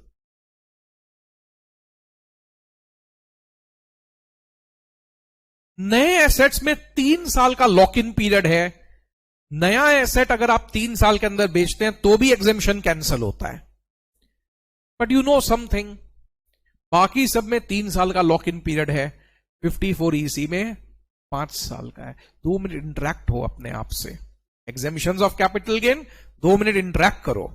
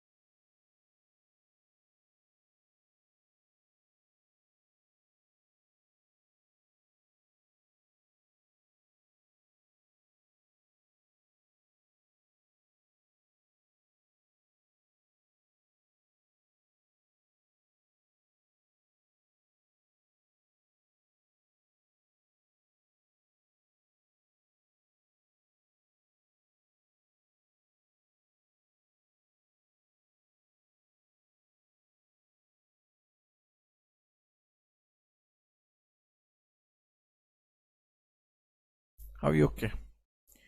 घर पर 54, एग्रीकल्चर लैंड पर 54B, बॉन्ड्स पर 54 EC। 54 में 1 घर ऑब्लिक 2 घर, बेचे अर्बन खरीदे कहीं पे भी, 50 लाख हाईएस्ट 6 महीना। डी में short term long term, D में भी वही बात, बाकी में लॉन्ग टर्म। घर बेच के घर खरीदने से 54, कोई और एसेट बेच के घर खरीदने से 54F। 54F का 2 खास बात है। पहला, इसमें एग्जेम्पशन प्रोपोर्शनेट है। बहुत बार मैं देखता हूं स्टूडेंट्स फॉर्मूला लर्न नहीं करते, इमीडिएटली एफर्ट डाल के लर्न हो। Cost of new house by net consideration into LTCG। Cost of new house by net consideration into LTCG। 54F में खास बात है, 1 old house plus 1 new house. पुराना घर अगर 2 है तो एग्जेम्पशन मिलेगा ही नहीं। पुराना घर 2 है तो एग्जेम्पशन मिलेगा नहीं। नया घर 2 है तो मिलावा भी कैंसिल हो जाएगा। नया घर 2 है तो मिलावा भी कैंसिल हो जाएगा। अपने ज्वेलरी घर बेच के घर खरीदा 54, ज्वेलरी बेच के घर खरीदा 54F। सर ज्वेलरी बेच के घर खरीदा 54F हो गया। मैंने कहा यस। सर एग्जेम्पशन कैसे मिलेगा? मैंने proportionate cost of new house by net consideration into LTCG। दूसरा बात, 54F में जिस दिन आपने ज्वेलरी बेचा, सपोज पहले 1 घर था, मैंने एग्जेम्पशन दे दिया। जिस दिन ज्वेलरी बेचा पहले से ही 2 घर था, 54F मिलेगा ही नहीं। पहले 1 घर था, 1 घर खरीदा तो मिलेगा, और 1 खरीदा तो कैंसिल हो जाएगा। मैं रिपीट कर रहा हूं, 54F में it's 1 old house plus 1 new house. पुराना घर 2 है तो एग्जेम्पशन मिलेगा नहीं। नया घर 2 है तो मिलावा भी cancel. Is it okay? You know, it's like this. Unused रुपया कैपिटल गेन का टैक्सेबल है। नया एसेट 3 साल के अंदर नहीं बेच सकते, ये यूनिवर्सल रूल है। कंपनी लिक्विडेशन में शेयर होल्डर को एसेट दे, या HUF पार्टीशन में मेंबर्स को एसेट दे तो ये एग्जेम्प्ट है। Are you okay with this? Company liquidation में, एचयूएफ पार्टीशन में मेंबर्स को एसेट दे तो ये एग्जेम्प्ट है। इसमें एक बात है, जिंदगी भर तो टैक्स दिया है, अब गवर्नमेंट बोल रहा है खत्म हो रहा है, खत्म होते समय मेंबर्स को एसेट बांट रहा है, टैक्स नहीं लेंगे, चलो बढ़िया बात है। एग्जेम्पशन कब है? जब कंपनी शेयर होल्डर को एसेट दे डायरेक्टली, ठीक है। कंपनी ने मार्केट में बेचा एसेट और कैश डिस्ट्रीब्यूट किया शेयर होल्डर को, तब टैक्स लगेगा, मार्केट में बेचने के साथ साथ लग जाएगा। एग्जेम्पशन तब है जब आपके पास जो एसेट है वही आपने शेयर होल्डर को दे दिया, ठीक है। 10 तल्ले का 10 फ्लोर बिल्डिंग था, 10 तल्ले का बिल्डिंग था, 10 शेयर होल्डर थे, कंपनी खत्म हो रहा था, सबको बोला एक एक तल्ला तुम लोग का, एग्जेम्पशन। लेकिन कंपनी अगर बिल्डिंग बेचता मार्केट में और फिर कैश डिस्ट्रीब्यूट करता तो बिल्डिंग जब बेचा तभी टैक्स लग जाएगा। गिफ्ट इनहेरिटेंस एग्जेम्प्ट है ही। होल्डिंग और 100% सब्सिडियरी एक दूसरे को एसेट देगा तो एग्जेम्प्ट है। होल्डिंग और 100% सब्सिडियरी एक दूसरे को एसेट देगा तो एग्जेम्प्ट है, provided recipient is Indian company. Recipient is Indian company. Holding और सब्सिडियरी का रिलेशनशिप 8 साल तक कंटिन्यू रहे,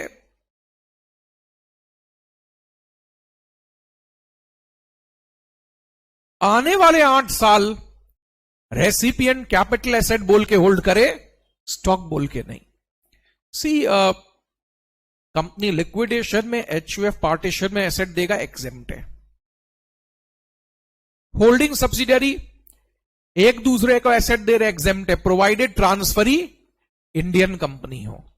आने वाले 8 साल होल्डिंग सब्सिडियरी का रिलेशनशिप कंटिन्यू रहे, आने वाले 8 साल रेसिपिएंट कैपिटल एसेट बोल के होल्ड करे, स्टॉक बोल के नहीं। Are you okay? Amalgamation, demerger exempt है। एमलगमेशन, डीमर्जर एग्जेम्प्ट है। न कंपनी के हाथ में टैक्स लगता है, न शेयर होल्डर के हाथ में टैक्स लगता है, provided transfer is Indian company.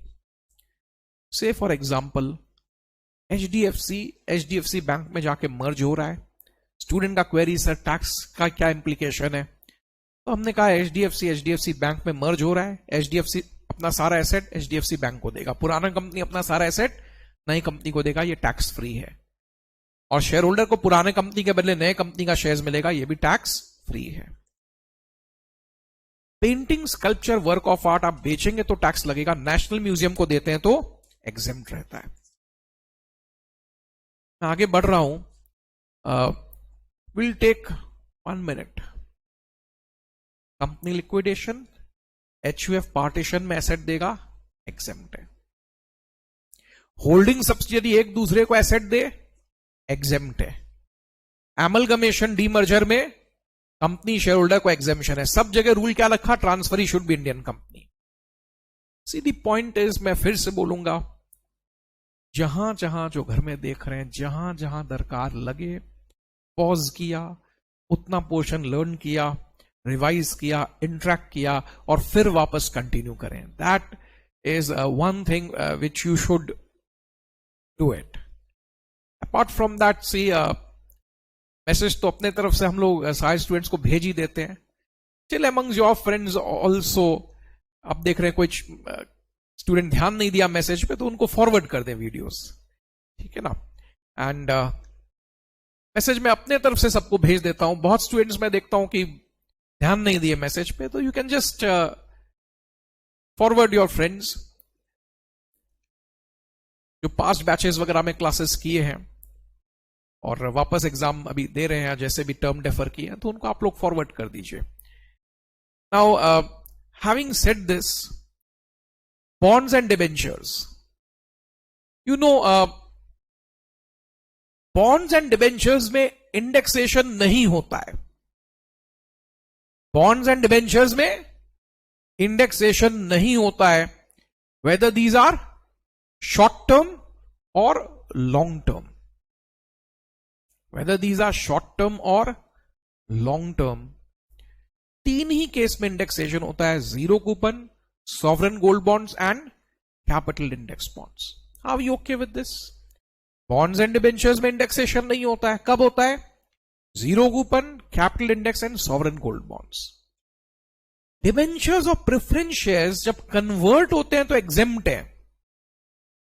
Debentures और प्रेफरेंस शेयर्स जब कन्वर्ट होते हैं तो एग्जेम्प्ट है, रिडीम होते हैं तो टैक्सेबल है। Are you okay with this? क्या सीख रहे हो?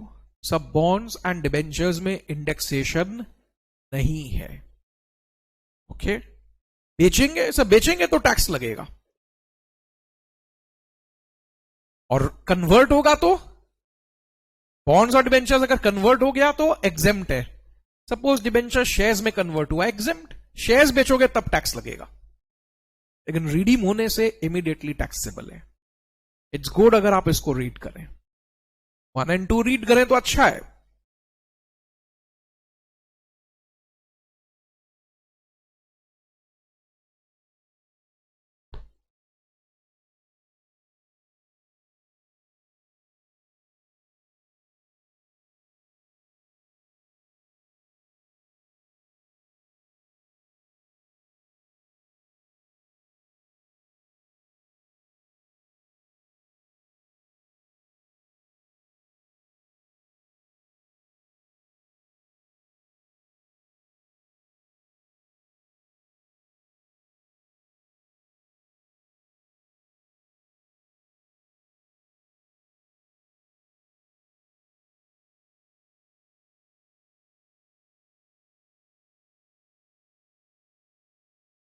Okay.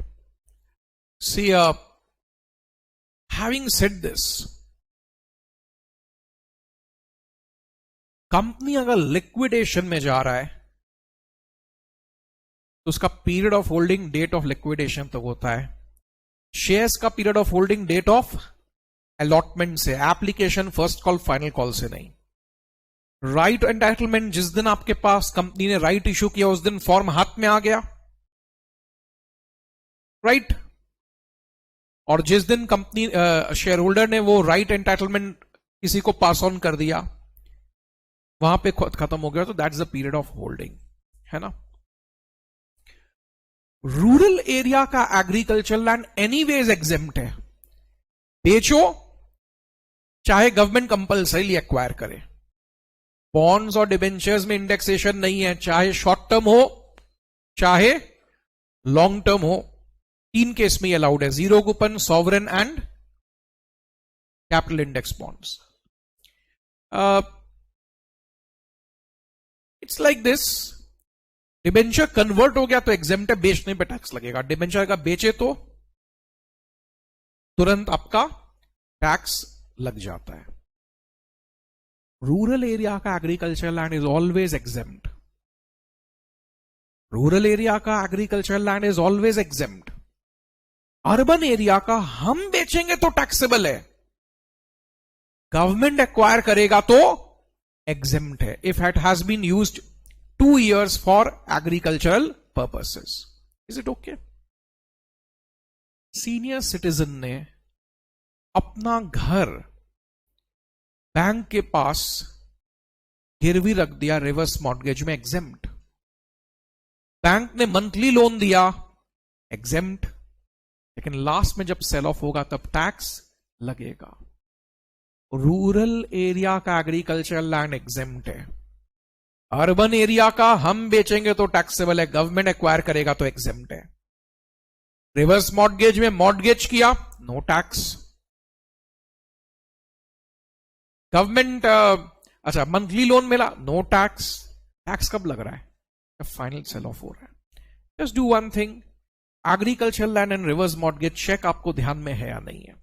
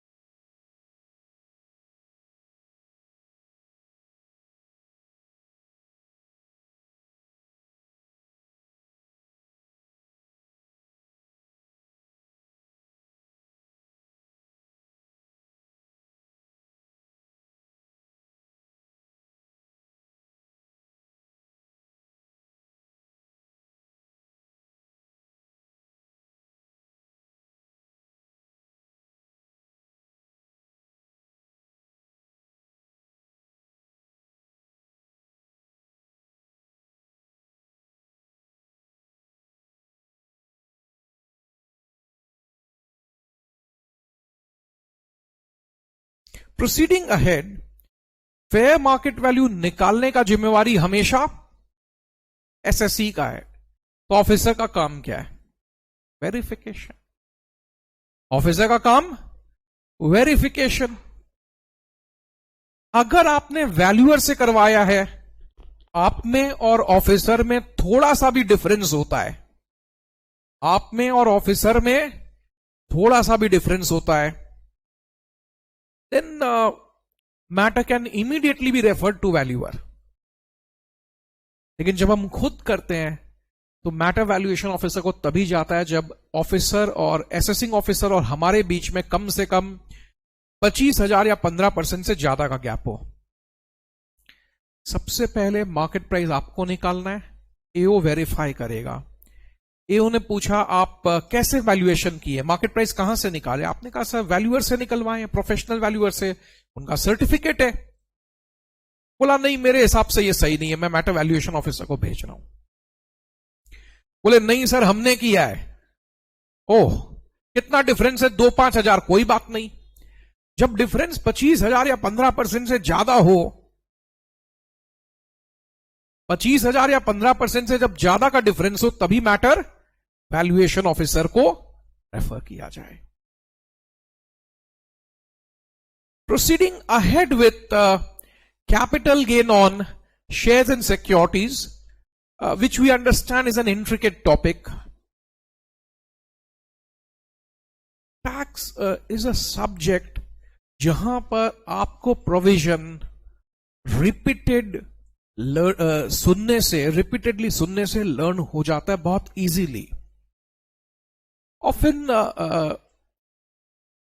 we used to divide our days like this. This I'm telling you. Say for example, college जल्दी एंड हो गया एंड दूसरा ट्यूशन में लंबा गैप है।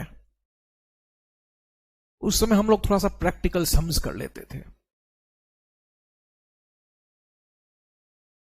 ऑफन रात में we are seeing already exhausted क्योंकि बहुत सारा ट्यूशंस हो गया। उस समय प्रैक्टिकल कर लिया, या फ्रेंड्स से हम लोग जो है 2-3 फ्रेंड्स डिस्कस कर लेते थे, इसमें ये प्रोविजन है उसमें वो प्रोविजन है, समथिंग लाइक दिस। मैं आप लोग को यही रिकमेंड करता हूं, when you often feel if you're totally exhausted और आप देख रहे फ्रेश लर्निंग खुद से नहीं हो रहा है, उन समय इन वीडियोस को आप सुन सकते हैं, आपको चैप्टर लर्न हो जाएगा। That's a very effective time utilization. And often it happens, say for example, college got over by 9 a.m. and you have class with me or any other faculty 11 a.m. 1-2 घंटा बीच में क्या करें, उस समय इसको सुन लिया या उस समय रिटन प्रैक्टिस कर लिया। These things you can do. पहले हम लोग लिस्टेड और अनलिस्टेड शेयर्स का डिफरेंस को समझते हैं। लिस्टेड शेयर में पीरियड ऑफ होल्डिंग 12 महीने का है, अनलिस्टेड शेयर में 24 महीने का है। जेल के लिए 12, ब्लू के लिए 24। एक खास बात है, लिस्टेड शेयर्स को जब स्टॉक मार्केट के थ्रू बेचते हैं तो एक टैक्स लगता है जिसको हम लोग बोलते हैं सिक्योरिटीज ट्रांजैक्शन टैक्स। कोई बीच में ना बोले, ऐसा मेरा रिक्वेस्ट है। लिस्टेड शेयर्स को हम लोग जब स्टॉक मार्केट के थ्रू बेचते हैं तो हम लोगों को एक टैक्स भरना पड़ता है, called securities transaction tax. Okay, so now what happens is just like this. आपने लिस्टेड शेयर को स्टॉक मार्केट के थ्रू बेच दिया, ऑलरेडी एक टैक्स तो लग गया, एसटीटी। इसीलिए गवर्नमेंट लिस्टेड शेयर में टैक्स कम कर देता है। बोला तुम तो एसटीटी दे दिया, अब इनकम टैक्स केवल 10% देना मेरे को, केवल 10% देना, क्योंकि तुम तो एक टैक्स दे दिया। आपने कहा sir do you want to suggest listed share में डबल टैक्सेशन है, एसटीटी भी लग रहा है, सिक्योरिटीज ट्रांजैक्शन टैक्स और इनकम टैक्स भी लग रहा है। हाँ, बट स्टिल यू नो बहुत रीजनेबल है। एसटीटी मुश्किल से 0.1% है और इनकम टैक्स 10%। लिस्टेड शेयर्स में हमने फेवरेबल टैक्स रेजाइम रखा है, हम ज्यादा टैक्स ले रहे नहीं है लिस्टेड शेयर्स में, because this will compel people और it's an incentive for people to invest in stock market these investments will bring in capital, और इस कैपिटल से ही आप बिजनेस कर सकते हो. You have to start business. Suppose अगर आपको 5 करोड़, 1 करोड़, 2 करोड़, 10 करोड़ तक इन्वेस्टमेंट करना पड़ा, may be it will be possible for you. I am not saying it's always, but suppose आपके पास काफी कैपिटल है, तो भी आप अपना कैपिटल कितना लगा लोगे? 1, 2, 5, 50 lakhs. बोले नहीं सर बहुत है हमारे पास, चलो 10 लगा दिया. कितना लगा पाओगे? But if you are planning for a cement factory, iron and steel plant, if you are planning for infrastructure, construction of highways, roads, etc., big business you are planning, airline, without capital, contribution from others, can you run these businesses? Of course not. So where these capital will come from? IPO. IPO से आएगा. तो business याद रखिए, business चलाने के लिए पहले capital चाहिए. ये कैपिटल इनफ्लो ऐसे ही आता है. तो हमको स्टॉक मार्केट को इंसेंटिव भी देना है. इसीलिए हमने क्या किया, लिस्टेड शेयर्स में एक फेवरेबल टैक्स रेजाइम रखा है. इसमें 10% टैक्स है, जहां अनलिस्टेड में 20 लगता है, और 1 लाख तो ऐसे ही एग्जेम्प्ट है. उसके ऊपर प्रॉफिट कमाओगे तो 10% है. क्योंकि हम 10% टैक्स ही चार्ज कर रहे हैं, इसलिए लिस्टेड शेयर में लॉन्ग टर्म में इंडेक्सेशन नहीं होता है, जबकि अनलिस्टेड में इंडेक्सेशन होता है. ठीक है. कितने डिफरेंसेस मैंने यहां लिखे हैं? 5. क्योंकि शेयर का टॉपिक इतना इंपॉर्टेंट रहता है एग्जाम्स में. ये 5 डिफरेंसेस को ऑलवेज सेल्फ चेक मेरे को याद है क्या, because this is the key to remember listed और अनलिस्टेड के provisions, so that there is no confusion in exam. ZEL 12, blue 24, that's not a problem. Listed में 10% टैक्स, क्योंकि टैक्स रेट कम है तो इंडेक्सेशन का वापस बेनिफिट नहीं दिया, तब तो आप कुछ भी नहीं देंगे. लेकिन अनलिस्टेड में 20% टैक्स, तो इंडेक्सेशन अलाउड है. एक बात बताओ, लिस्टेड शेयर में हम किस प्राइस में बेच रहे हैं, हम उसको मैनिपुलेट कर सकते हैं? नो. तो स्टॉक मार्केट का प्राइस उसी में बिक रहा है. तो लिस्टेड शेयर में जो सेलिंग प्राइस है वही फुल वैल्यू ऑफ कंसिडरेशन है. अनलिस्टेड शेयर में फुल वैल्यू ऑफ कंसिडरेशन होता है एक्चुअल सेलिंग प्राइस और market price, which ever is higher. Unlisted share में फुल वैल्यू ऑफ कंसिडरेशन होता है एक्चुअल सेलिंग प्राइस और market price, which ever is higher. Because unlisted you can manipulate. आप बोले sir हम 500 में बेच के भी बोलोगे हम 50 में बेचे हैं. क्या डिफरेंस है? सब 12, 24, 10, 20. सब डबल का डिफरेंस. 12, 24, 10, 20. अब सोचने का बात है, जहां 10% है वहां इंडेक्सेशन नहीं है. इतना फायदा दे दिया, अब इंडेक्सेशन देंगे तो आप टैक्स भी नहीं दोगे, कुछ भी बचेगा ही क्या फिर? तो इसमें इंडेक्सेशन होता है. इसमें सेलिंग प्राइस को लेते हैं, इसमें कंसिडरेशन या market price, whichever is higher. Unlisted में 2000 नॉर्मल प्रोविजन यूज होता है, मतलब 2001 का मार्केट प्राइस है. अच्छा, 2001 का भी हमेशा नहीं होता. ऑफ कोर्स 2001 के बाद खरीदेंगे तब तो एक्चुअल कॉस्ट होता है. 2001 के पहले खरीदते हैं तब लेते हैं कॉस्ट या 2001 का market price, which is higher. लेकिन लिस्टेड में 2001 का नहीं, 2018 का मार्केट प्राइस चलता है. इसमें cost of acquisition is the most important part. इसका फॉर्मूला हर स्टूडेंट को लर्न करके जाना है. एक मैं देखता हूं 54F हो गया, दूसरा ये वाला प्रोविजन. लर्निंग नहीं करते हैं स्टूडेंट्स काफी बार. इसमें लर्निंग में कॉम्प्रोमाइज मत करो. आपको अगर ये लर्न नहीं रहेगा तो लिस्टेड शेयर का सम भी नहीं बनेगा. तो फॉर्मूला ये वाला पक्का लर्न कर लेना. पॉज करके भले अभी लर्न कर लो. 12, 24, 10, 20. जहां 10 है वहां इंडेक्सेशन नहीं होगा, 20 में दे दो. चलो, लिस्टेड में मैनिपुलेशन हो सकता है क्या? नहीं. तो सेलिंग प्राइस को कंसिडरेशन मान लो. यहां सेलिंग प्राइस या market price, which is higher. Unlisted में 2001 का मार्केट प्राइस होता है, लिस्टेड में 2018. लेकिन इसका एक फॉर्मूला है which has to be learn by all of you. पक्का इसको लर्न कर लेना. ठीक है. मैं दो तीन चीज ही बता रहा हूं इसमें। बोनस शेयर्स का कॉस्ट लड्डू 0। लेकिन अगर आप 2001 के पहले लिए बोनस शेयर तो हिस्टोरिकल कॉस्ट या 2001 का market price which is higher. Listed होगा तो 2001 के जगह 2018 का मार्केट प्राइस आएगा।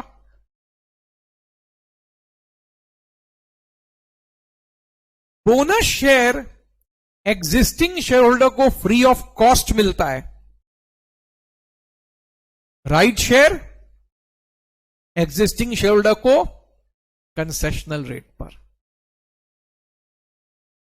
राइट शेयर के साथ एक फॉर्म आता है जिसको राइट एंटाइटलमेंट बोला गया है। मैंने फॉर्म भरा, मेरे को 200 रुपया में शेयर्स मिल रहा था, फॉर्म भरा, कंपनी को भेजा, मेरा cost 200। Bonus share existing shareholder को फ्री ऑफ कॉस्ट मिलता है। राइट शेयर कंसेशनल रेट पे मिलता है। बोनस शेयर का कॉस्ट 0, राइट शेयर का कॉस्ट। ओरिजिनल शेयर होल्डर खरीदता है तो amount paid to the company. मैं ओरिजिनल शेयर होल्डर था, मेरे पास 200 रुपया में शेयर खरीदने का ऑफर आया, मेरा कॉस्ट 200। आप ओरिजिनल नहीं थे, मैंने आपको फॉर्म 50 रुपया में बेचा, आपने 200 रुपया में खरीदा तो आपका कॉस्ट 250। एग्जाम्पल याद है? Of course right entitlement free में मिलता है तो उसका पूरा अमाउंट कैपिटल गेन होता है। ऐसा क्या करें? इशू 4, 5, 6 देखो, 6 विथ एग्जाम्पल देखो।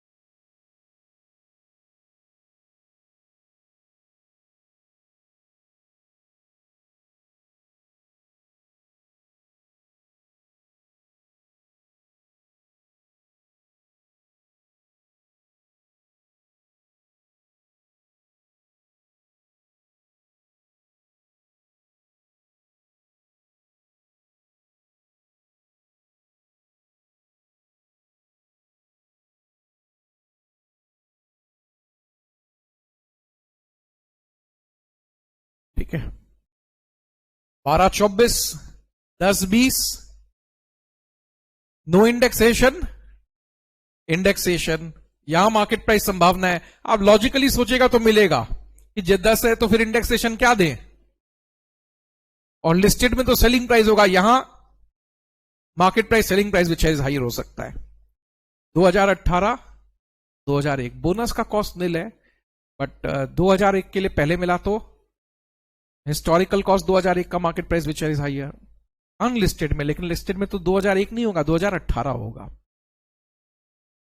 अगर हम लोगों को 500 रुपए का शेयर का मार्केट प्राइस था, 0 में मिला फ्री में तो बोनस है। 500 का शेयर 200 में मिला, राइट है। राइट शेयर में क्या होता है, कंपनी को 200 रुपया में दिया मैंने, वही मेरा कॉस्ट है, लेकिन मैंने फॉर्म 50 में बेचा, 50 कैपिटल गेन, और आपने क्या किया, 200 रुपया कंपनी को दे दिया, 50 रुपया फॉर्म का, तो आपका कॉस्ट 250। जो म्यूचुअल फंड 65% रुपया अपना इक्विटी शेयर्स में लगाता है उसको इक्विटी फंड बोला जाता है। बाद बाकी सब डेट फंड्स वगैरह अदर फंड्स है। आपने एक म्यूचुअल फंड में लगाया रुपया, उनको पूछा भाई हमारा रुपया ले तो रहे हो, इन्वेस्ट कहां करोगे? बोला 65% इक्विटी में, 35% डेट में। मैंने कहा ठीक है, तब तो ये इक्विटी फंड है। इक्विटी फंड मतलब इसका इक्विटी शेयर वाला ही ट्रीटमेंट होता है मोर और लेस। 12 महीना पीरियड ऑफ होल्डिंग, इसमें भी एसटीटी लगता है, इसमें भी 10% टैक्स होता है।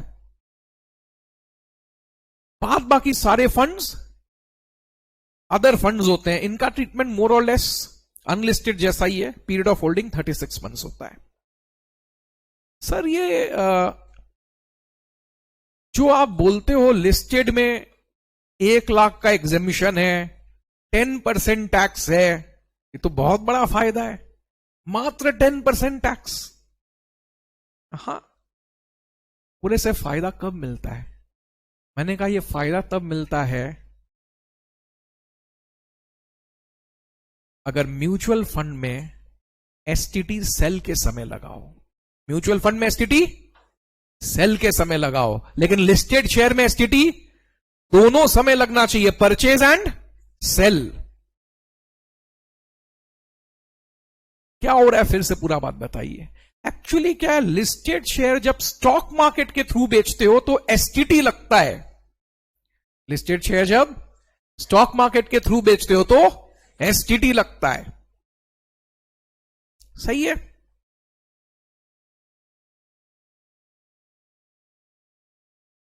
जब आपने लिस्टेड शेयर स्टॉक मार्केट के थ्रू बेचा तो एसटीटी लगा।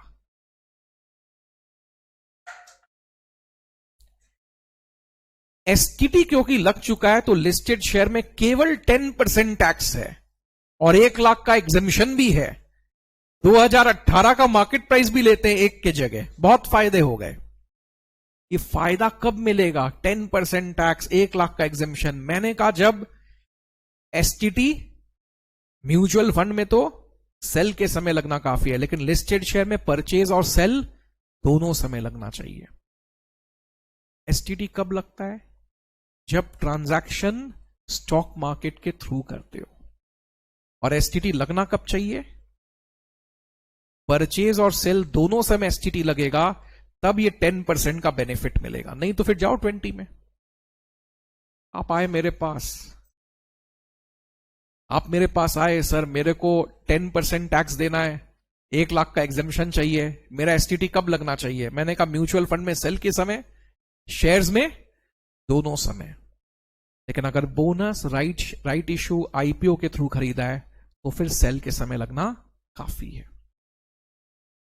1-2 पॉइंट है, फिर ये चैप्टर कंप्लीट हो गया। शेयर्स जो आपके डीमैट अकाउंट में होते हैं वहां हम लोग फीफो मेथड फॉलो करते हैं। यू सी, आप लोग अकाउंटिंग स्टैंडर्ड 13 में मेरे ख्याल से एवरेज मेथड फॉलो करते होंगे। अकाउंट्स में, इन्वेस्टमेंट अकाउंटिंग में आप लोग एवरेज फॉलो करते होंगे, लेकिन शेयर्स में जो डीमैट अकाउंट में हमारे शेयर्स पड़े उसमें हम लोग हमेशा इनकम टैक्स में फीफो मेथड चलता है। एसटीटी कैपिटल गेन कंप्यूटेशन में कभी माइनस नहीं होता है। एसटीटी कैपिटल गेन कंप्यूटेशन में कभी माइनस नहीं होता है। 12-24, 10-20, क्योंकि 10 है नो इंडेक्सेशन, लेकिन 20 में होगा। लिस्टेड शेयर का कंसीडरेशन क्या होगा? Selling price. अनलिस्टेड का selling price, market price which is higher. वहां 2001, यहां 2018, लेकिन 2018 बोलने से नहीं होगा। It's formula base which has to be learn. STT कब लगे? परचेज सेल दोनों समय। नहीं तो आईपीओ, बोनस, ये सब में सेल के समय लगना काफी है। इक्विटी फंड क्या होता है? जो म्यूचुअल फंड हमारा 65% रुपया इक्विटी शेयर्स में लगा दे वो इक्विटी फंड, बाकी डेट फंड। डीमैट में आप क्या फॉलो करते हो sir? FIFO basis. STT capital gain के कैलकुलेशन में माइनस नहीं होता है। एसटीटी कैपिटल गेन के कैलकुलेशन में माइनस नहीं होता है। 1000 रुपए का शेयर 200 रुपया में मिला, 800 रुपया परक्विजिट सैलरी में। 1000 रुपए का शेयर 200 रुपया में मिला, सैलरी में 800 रुपया परक्विजिट। उसको सर हमने 1500 रुपया में बेच दिया, 500 कैपिटल गेन। पहले 1000 रुपए का शेयर 200 में मिला तो 800 परक्विजिट में चला गया, सैलरी में ऑलरेडी तो टैक्स दिया हुआ है। अब जब 1500 में बेचोगे तो 500 रुपया कैपिटल गेन होगा। ये लर्न करके जाइएगा सब लोग कि 2018 का मार्केट प्राइस निकाला कैसे जाता है लिस्टेड शेयर में, उसका फॉर्मूला है, सब लोग लर्न करके जाइएगा। मैं विद इन 2 मिनट्स ये कंक्लूड कर रहा हूं।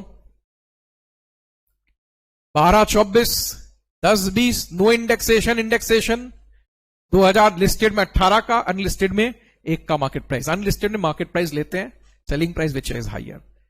इक्विटी फंड मतलब जहां 65% से ज्यादा रुपया इक्विटी शेयर्स में लगाया गया हो। Otherwise debt fund other funds है। एसटीटी दोनों समय लगना चाहिए परचेज सेल, कुछ में सेल के समय लगना काफी है।